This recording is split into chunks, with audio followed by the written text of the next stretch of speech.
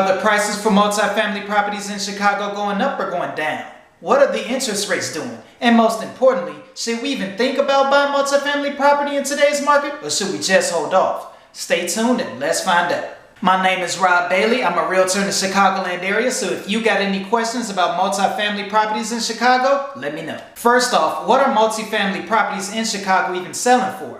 The average price for a 2 to 4 unit in Chicago is selling for $350,000. The average price has actually been pretty steady throughout the year, even dropping off a little bit from the beginning of the year when it was $355,000. The average time it took a multifamily property to sell in Chicago is around 75 days, and it's actually been increasing since the beginning of the year.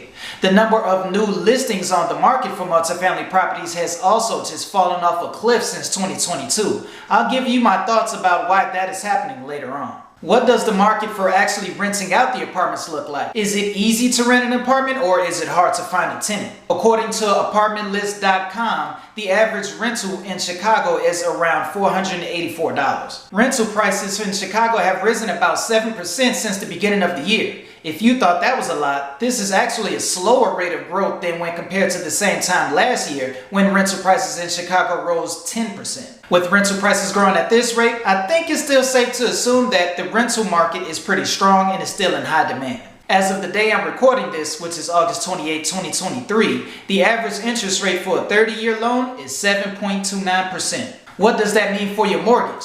Well, if you go to a mortgage calculator and you estimate what your mortgage will be for a property that is worth $350,000 and you're getting a 30-year loan at this interest rate, your mortgage will be $3,059. So far, we've seen that the price for your average multifamily property is remaining steady, but the market time is actually increasing. As a realtor, I show a lot of 2 to 4 unit properties all the time. For the majority of them, what I'm seeing is that they seem to have tenants in the properties that have been there for a long time. It also seems like the landlords at these properties have not raised the rents, which means they're still paying the same rent that they did 5 or even 10 years ago.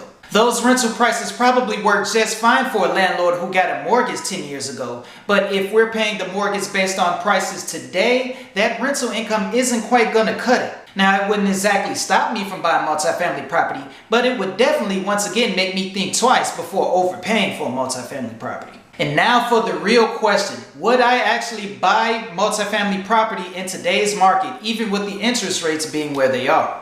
My answer for that is, it depends. The main thing it depends on is your financial situation and the strategy you're going to use to buy multifamily property. If you plan on using one of the riskier strategies to buy multifamily property, such as using no money down, which means you're going to have a higher interest rate on your loan, I would think twice before doing so. If you're using a more traditional method to buy multifamily property, such as using an FHA loan, I would actually consider buying today, even with the higher interest rates. Let me explain. I can guarantee you that interest rates are going to do one of 3 things in the future. They're either going to lower, they're going to stay the same, or they're going to go higher. If interest rates stay the same, that means real estate prices will go up at the normal rate, which means that you should then buy property now where prices are lower. If interest rates actually rise, that means that it will be more expensive to buy real estate in the future, which means once again you should buy now while it's more affordable. Even if rising interest rates causes home prices to fall, the rising interest rates will just offset any money that you save from the lowering home prices. Now, if interest rates actually lower in the future,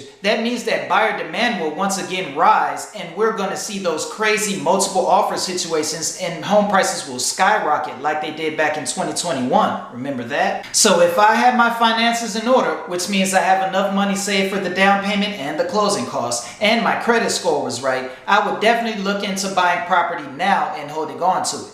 Even if interest rates lower in the future, you can simply refinance.